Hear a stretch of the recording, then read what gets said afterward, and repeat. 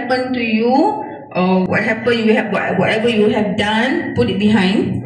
Now today and tomorrow and a day after that, you belajar untuk macam mana nak kenal diri you all and how to mitigate whatever problem that you have.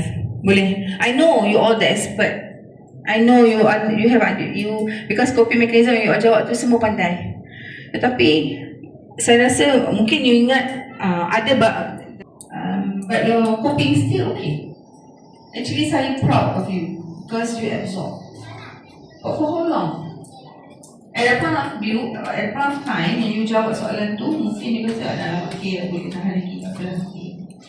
Jawab tu dengan jujur, tetapi sebenarnya deep in you, kita ni agaknya culture kita orang Melayu yang kita tak throw tantrum. Kita pendam sampai dia. Okay, tapi tak apa, kerana kita ada